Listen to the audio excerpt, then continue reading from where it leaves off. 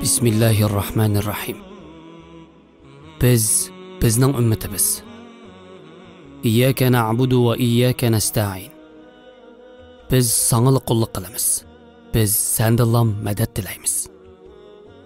Har kuni, har namozimizda 31 qatim takrorlaydigan ulug' oyatimiz bizni o'rgatadi. Har qanday ibodatimizning biz bilan bo'ladiganligini tantan qiladi. Halbuki biz namozda yoki namozdan tashqari qiroat qilganimizda men, sen, o yoki bu yolg'iz o'qiydi. Undaqda nima uchun bizdanglar "Ey qullarim" dedi Rabbimiz.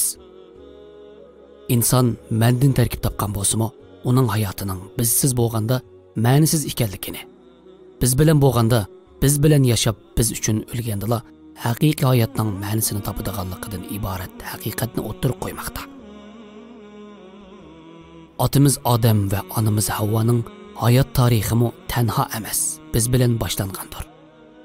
Biz, men emas, bizning ümmetimiz. Biz bilen her nersimiz. Bizsiz hiç nersimiz.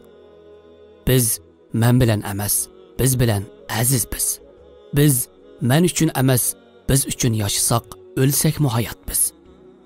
Del ilahi imza bilen, mengü hayat boğalla, biz üçün can pida qilganlardir. Onun ismi şehid, şahiddir. Halbuki şehidning qani Allohga lozim emasdir. Onun qadr qimmati dal ashu biz üçün o'lganligidir. Biz mallikimizni biz üçün qurbon qila olsaqla, erlikimiz, erkakligimiz o'z ma'nisini topadi.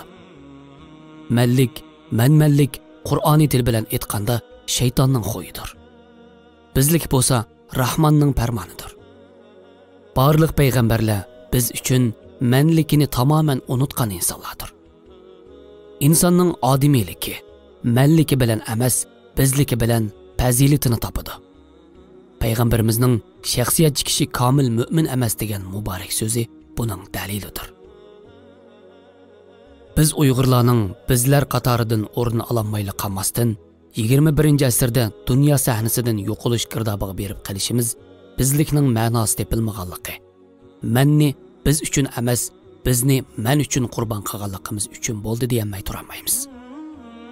100 yildan buyangi inqilobiy tariximizda nurg'un manmanchilar dal manlikidan kechanmayli qolmay, balki bizningkini manlik uchun qurbon qilganligidan egiz paslik bo'lmoqda.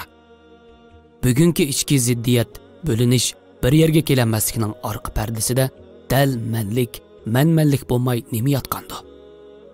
Ko'pincha jallod Xitoyga döngab qo'yibla qutulishga tirishimiz. Lekin buning bosh qo'mondoni menda, manlikda, manmanlikda. Biz demak jamoat demak. Jamoat demak bir yerga kelgan ko'pchilik demak. Ko'pchilik demak kuch-quvvat demak. Biz hammamiz kuchlik va aziz quvvat ostida yashashni xohlaymiz.